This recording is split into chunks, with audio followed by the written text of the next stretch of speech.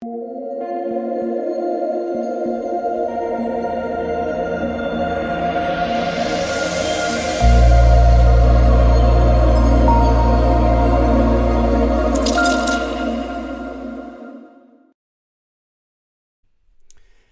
what is going on, guys? It's DK.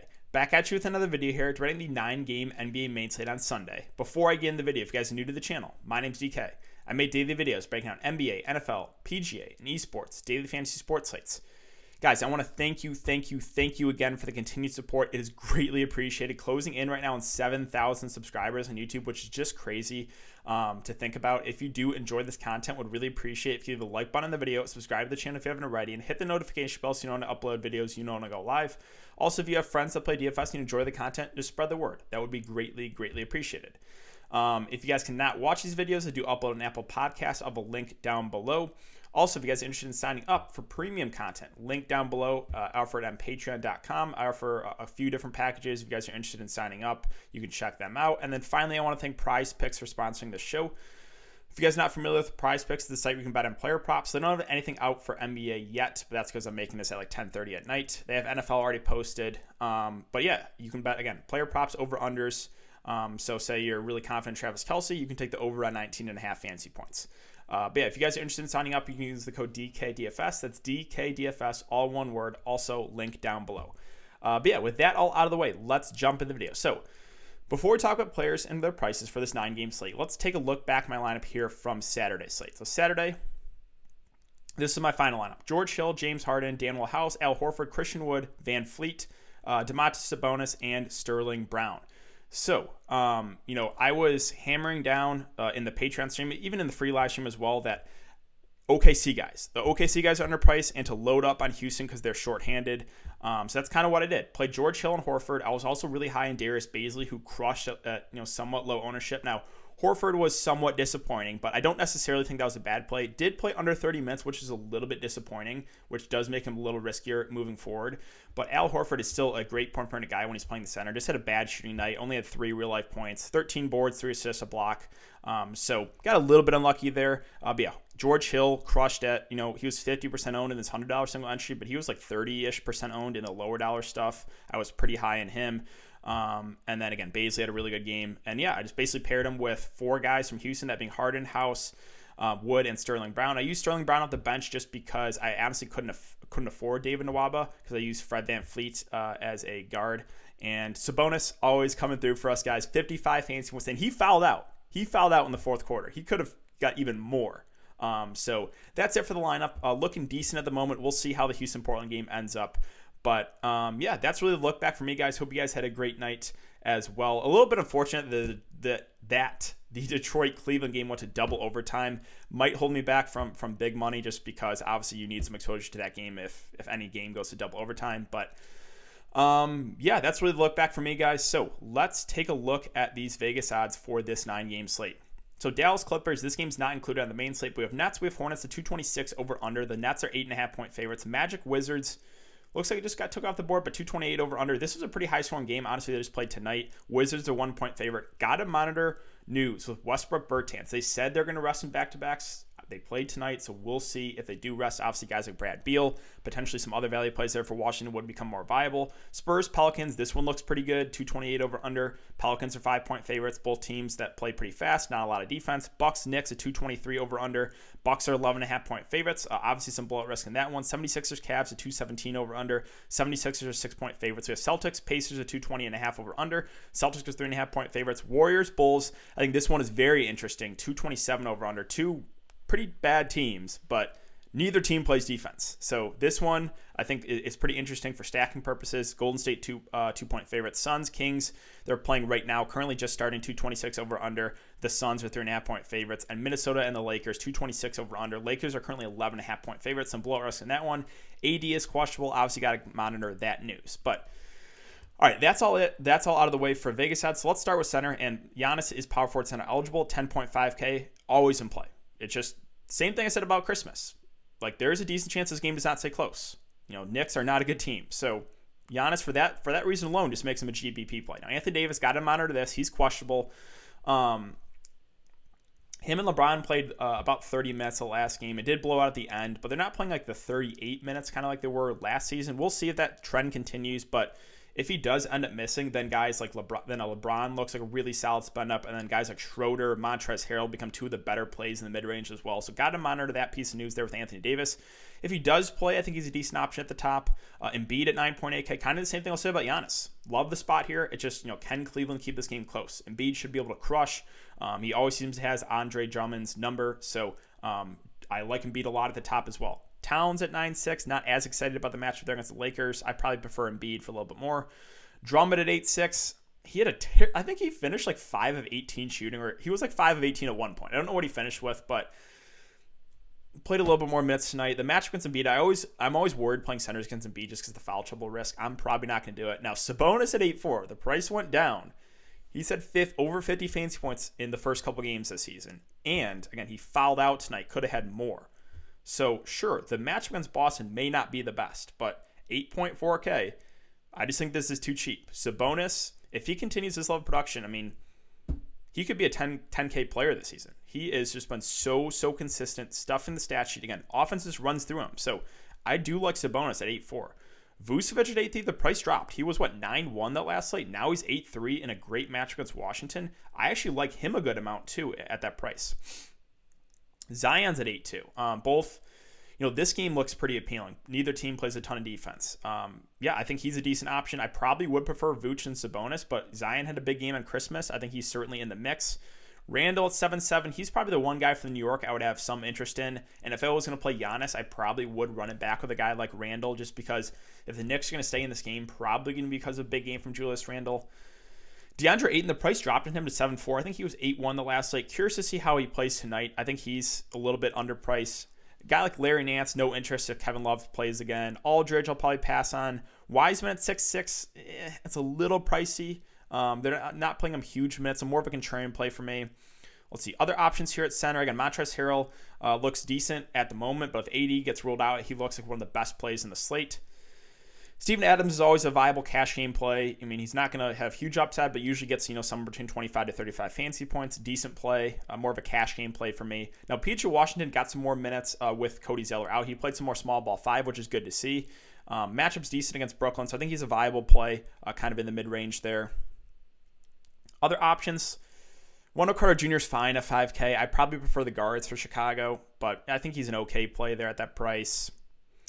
Marquise Chris is out, so maybe a couple more minutes for Wiseman, and we'll see about Draymond Green. I don't think we have confirmation that yet could play, so that's something to monitor for Draymond's status. But yeah, with a guy like Marquise Chris out, probably a couple more minutes for a guy like Kevon Looney, but don't know if we have to do that. I think a nice value play here is Bismack Biyombo. He played a good amount of minutes tonight with no Cody Zeller. Brooklyn is a big team too, so I don't really think they can go small ball too much, right? They have Jarrett Allen, they have DeAndre Jordan, so I think Bismack Biyombo is a really solid value play. I was a little bit worried about the minutes tonight because they were playing an undersized OKC team. So I figured there's a chance maybe he plays only 20 minutes, but they extended him more. And this is a bigger team against Brooklyn, so as long as he stays out of foul trouble, should push for some big minutes at 3.8K. I think he's one of the better value plays of the slate. More of a cash game play, but obviously you can play him in both formats. Whiteside's always a play in GPPs. Not going to play a ton of minutes off the bench. He played 18 the first game. Again, the game's going on tonight. Curious to see how much he plays. But if something happens to Holmes, like foul trouble or something like that, then Whiteside could go come in and crush it. And he's a good point per guy, but more of a GPP play. And that's really it for me for center. So I'm on a power forward. Talked about the two guys at the top already. KD at 9.4, I think is firmly in play. I think there's a little bit of blowout risk in this one. What's the spread on this Brooklyn game? 8.5. Yeah, so there is some blowout risk. Charlotte's not a very good team, but KD 9.4, definitely viable play at the top. Tatum is below 9K, but the match against the Pacers not necessarily the best. Let's see, Ingram's fine at 8K. I think I give the edge to him over Zion. I think he has a little bit more upside compared to Zion, but both guys are viable here in a good matchup. DeRozan's price came down. Matchup against the Pelicans is good. I think he's a viable play. We'll talk about DeJounte Murray, who I was pretty high on tonight. I like him again today as well, or for tomorrow's slate. Both those guards for the Spurs, that being DeRozan, that being DeJounte Murray, I think are firmly in play.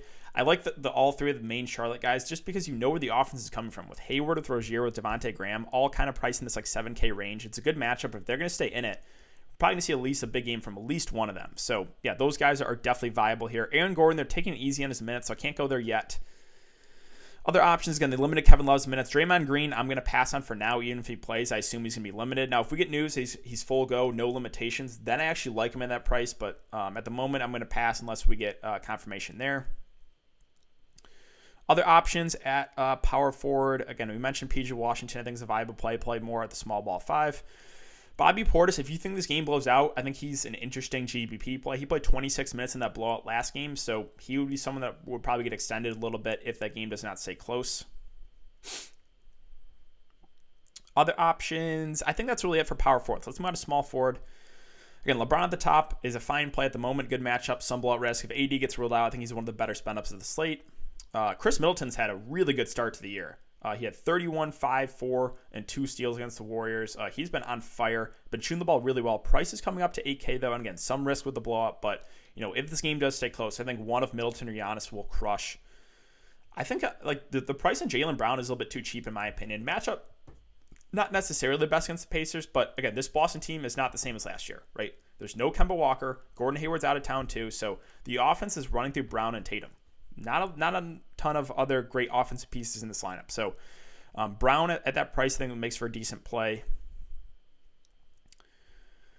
Other options, I just never play Andrew Wiggins. I have a rule about that. Never play him. Never play Fournier. There's a few guys I just will never play unless there's a ton of guys out.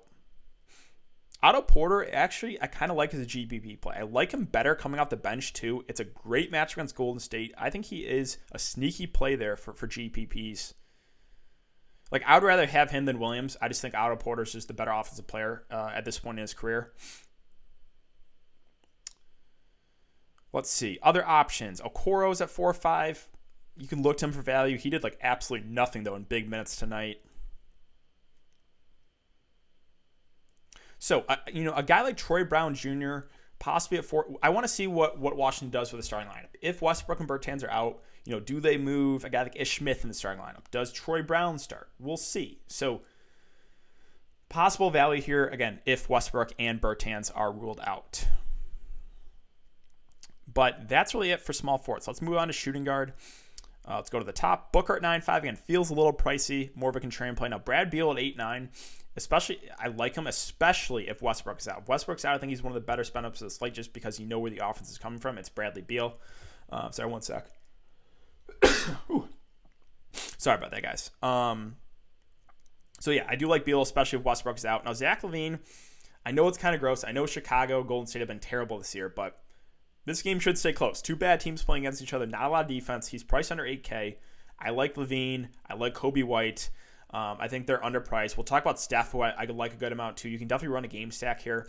But yeah, both the Chicago guards, I do like a good amount. Again, they kind of got blown out tonight, so they should be pretty fresh for tomorrow's game. LaVine, Kobe White, do like them a decent amount there.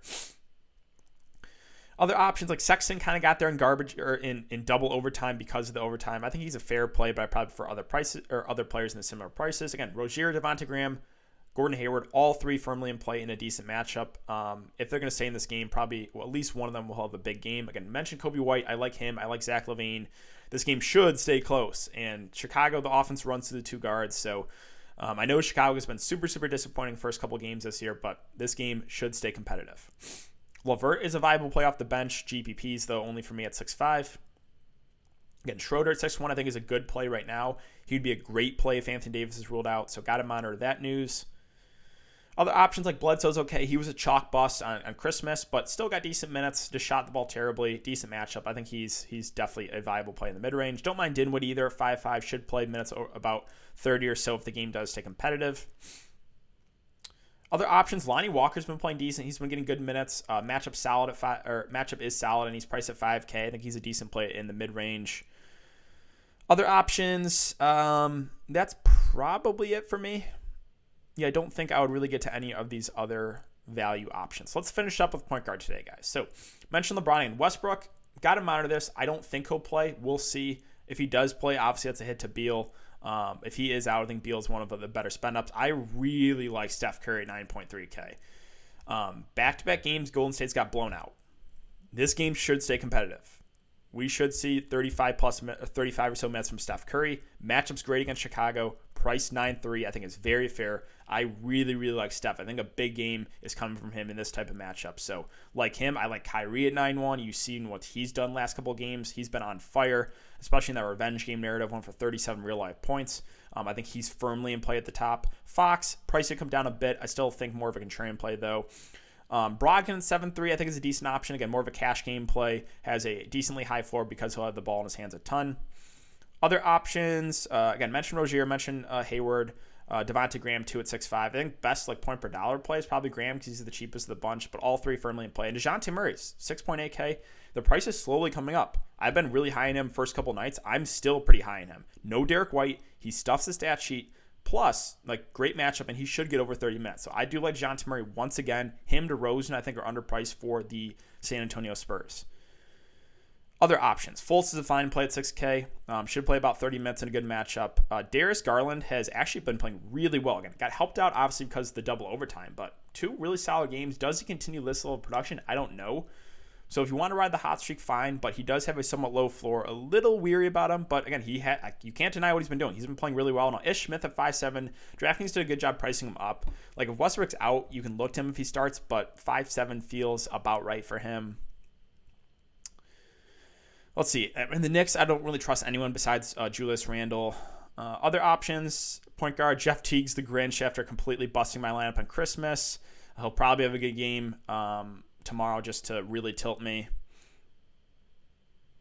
Yeah, I think that's really it. I don't know if we have to get to any of these other like value guys. So yeah, that's going to do it for the video today, guys. If you have been enjoying the content so far, I'd really appreciate it if you leave a like button on the video, subscribe to the channel if you haven't already, and hit the notification bell so you don't upload videos, you don't want to go live. We have a big, big day of sports tomorrow, guys. NFL, main slate, NBA, 9 games. So live stream for NFL an hour before lock on my YouTube channel. It's free, so come check it out. I will have a free live stream for NBA as well, plus the Patreon live stream. So thanks again, guys. Hope you guys have a great night, and I will see you tomorrow in the live streams.